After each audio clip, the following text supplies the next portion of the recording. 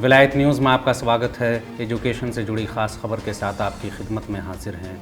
Iran culture house ने शुरू किया पर्शियन लैंग्वेज कोर्स। 15 मई से शुरू होगा नया सेशन। ईरान कल्चर हाउस नई दिल्ली ने पर्शियन लैंग्वेज कोर्स के नए सेशन को शुरू करने का ऐलान किया है। नया सेशन 15 मई से शुरू होगा। पर्शियन या फारसी पश्चिमी एशिया में दूसरी सबसे अधिक बोली जाने वाली भाषा है। भारत और भारतीय लोगों के लिए तारीखी अहमियत और अजमत रखने वाली फारसी लगभग 1000 साल तक देश की क्लासिकल लैंग्वेज रही। फ़ारसी ज़बान में महारत हासिल करते हुए जहां एक और फ़ारसी अदब और इस्लामी उलूम को जानने का मौका मिलता है, वहीं भारत के गौरवशाली इतिहास को समझने में भी मदद मिलेगी। भारत और ईरान के बीच साझा तहजीब, कारोबारी रिश्ते, टूरिज़्म और तालीमी रिश्तों को समझने के लिए फ़ारसी बेहद मददगार है। इसी बात को ध्यान में रखते हुए ईरान कल्चर हाउस ने 15 मई से पर्शियन लैंग्वेज कोर्स के नए सेशन को शुरू करने का ऐलान किया है। नए सेशन में होने वाली क्लासेस को 2 हिस्सों में बांटा गया है, ग्रुप 1 और ग्रुप 2।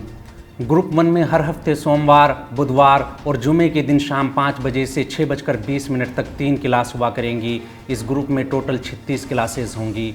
वहीं ग्रुप 2 में सैटरडे और संडे के दिन शाम 5 बजे से 7 बजे तक क्लास होगी। इस ग्रुप में होने वाली कुल क्लासेस की तादाद 24 होगी। कोर्स की टोटल फीस 3600 रुपया रखी गई है। इस कोर्स को कामयाबी के साथ पूरा करने वाले पार्टिसिपेंट्स को सादी foundation Persian research centre Iran culture house की तरफ से सर्टिफिकेट दिया जाएगा।